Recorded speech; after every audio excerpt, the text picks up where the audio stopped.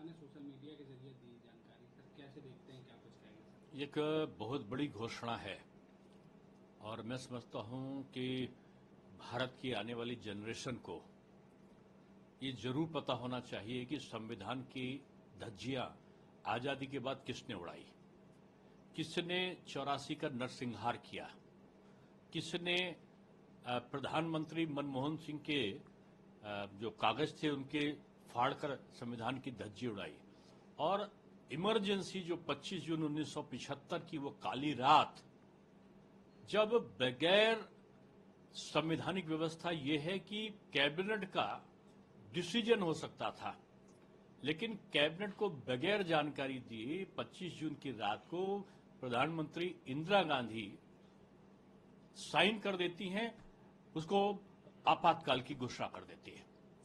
और आपातकाल की घोषणा में के साथ साथ वो दूसरे दिन संसद को बताती है और कहते हैं कि रात को सोते समय तत्कालीन राष्ट्रपति फखरुद्दीन अली अहमद साहब से दस्तखत कराए जाते हैं।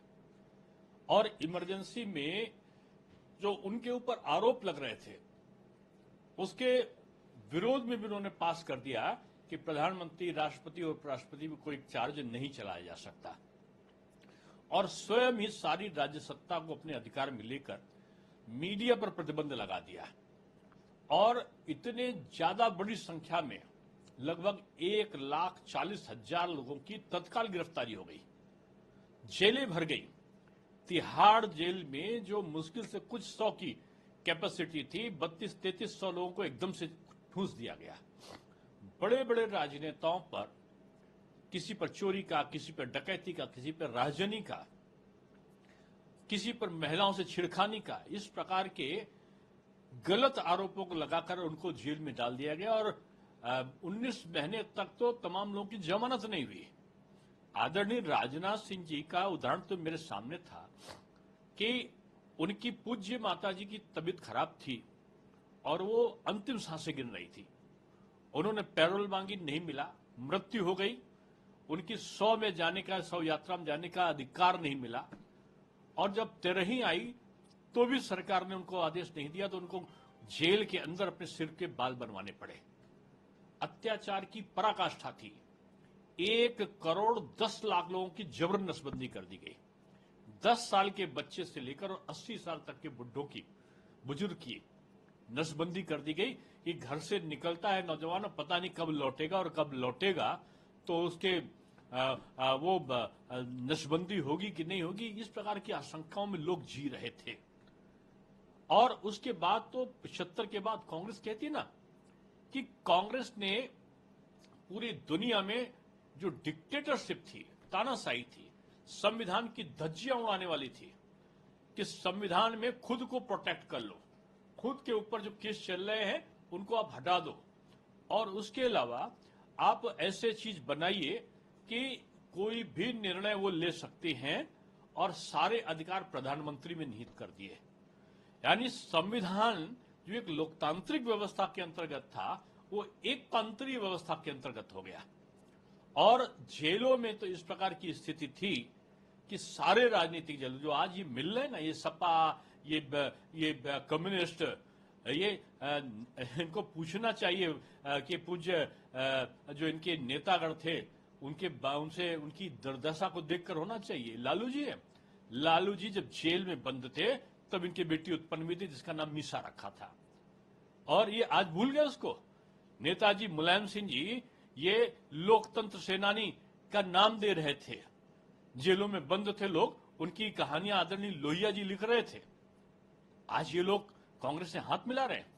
कांग्रेस ने लोकतांत्रिक देश भारत में लोकतंत्र की हत्या करा, और एक बार नहीं किया, 92 बार उन्होंने जो संवैधानिक रूप में चुनी गई सरकारें थी उनको बर्खास्त किया, और 52 बार उन्होंने संविधान में संशोधन किया।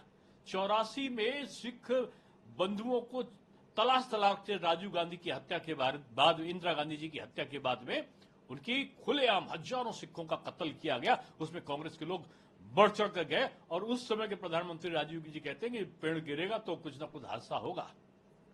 तो ये कांग्रेस संविधान का जो लाल रंग का छोटा सा संविधान का वो लेके चल रहे, ये सब संविधान का अपमान करने वाले लोग हैं और इन लोगों ने बुरी तरीके से संविधान की धज्जियां उड़ाई है।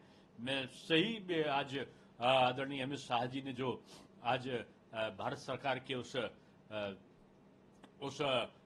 विधेयक का या उस आदेश का जो आज उल्लेख किया है कि 25 जून आने वाली पीढ़ियों को लंबे अंतराल तक पता चलता रहे कि ये आपातकाल क्या था, लगाने वाले कौन लोग थे, अत्याचार करने वाले कौन लोग थे, जो आज संविधान को लेकर घूम रहे हैं वो संविधान की धज्जियां उड़ाने वाले कौन थे, संविधान की हत्या का वो दिन एक प्रतीक के रूप में गिना जाएगा।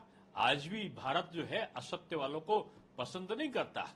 असत्य के प्रतीक रावण का पुतला आज भी जलाया जाता है, यानी हमने उसको स्वीकारा नहीं है जो अत्याचार था। इसी तरीके से हम स्वीकारने वाले नहीं है, ये जो इमरजेंसी का जो काला दिन था उसको हम स्वीकार नहीं कर सकते।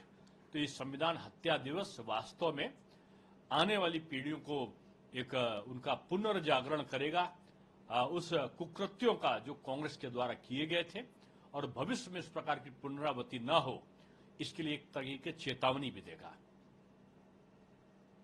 कि लोग 4 जून 2024 4 जून को इतिहास में मोदी मुक्त दिवस मनाएंगे। अब इनके ऐसे लोगों को सफेद रंग के बाल लगा के एक बुद्धिजीवी का जो चोंगा पहन के चलते हैं कुछ लोग, उनकी बुद्धि पर तरस आता है मुझे।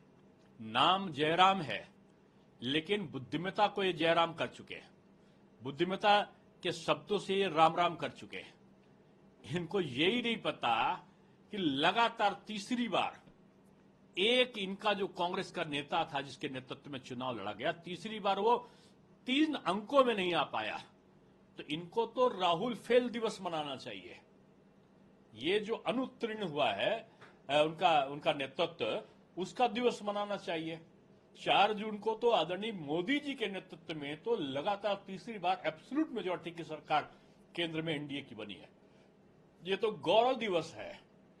और जयराम जी ने, मैंने कहा ना कि बुद्धि को राम राम कर चुके हैं। नाम पता नहीं किसने जयराम रख दिया, लेकिन जयराम जी को जरा सा भी वास्तविकता से ताल्लुक नहीं रखना चाहते। और ये इनका नाम तो जयराम जी की जगह जय राहुल होना चाहिए था, जय सोनिया नाम रखना चाहिए था इनको, या जय कुछ और रखना चाहिए था। ये पता नहीं क्यों इन्होंने अपना नाम जयराम रख लिया।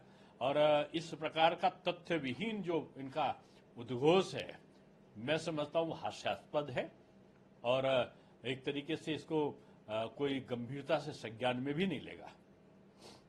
एक 99 पाया है, वो गौरव है। एक जो सपा बसपा माकपा भाकपा आप जितने दल हैं सब जोड़ लो तो भी 240 नहीं पाए, वो जो है वो उनका जो है वो स्मरण दिवस होगा। मैं समझता हूं कि उनको तथ्यों की अनभिज्ञता है उनकी, और इस अनभिज्ञता के कारण वो अज्ञान बनकर बयान दे रहे हैं। सर, एक जमानत मिल गई है, वहीं सीबीआई के एक अन्य मामले में वो अभी भी जेल में है। आम आदमी पार्टी के कार्यकर्ता खुशी मना रहे हैं और कह रहे हैं कि जल्दी है हमारे मुख्यमंत्री बाहर आएंगे। अब ये तो हर पार्टी के कार्यकर्ता को अधिकार है कि अपने नेतृत्व के बारे में अच्छा बुरा सोचे, लेकिन भारत की जनता के सामने जो रूप आया है दिल्ली सरकार का, वो भ्रष्टाचार का स्वरूप आया है और जनता ने अपना जनादेश लोकसभा चुनाव में दे दिया है। उनके भ्रष्टाचार को कोर्ट ने भी नहीं माना। अभी और केसों में जमानत नहीं हुई है, सीबीआई के केस में और तमाम और केसों में भी उनकी जमानत नहीं हुई है। इसके मतलब कोर्ट ने उनको कहीं ना कहीं उन पर मुकदमा चलाने की जो अनुमति दी है उनको दोषी पाया है। और जनता का जो जनादेश था वो जनादेश ये रहा कि 7 की 7 सीटें आम आदमी पार्टी हार गई, कांग्रेस के साथ मिलकर लड़ी और तब भी हार गई। इसलिए जनता का जनादेश भी उनके खिलाफ है और कोर्ट का आदेश भी उनके खिलाफ है।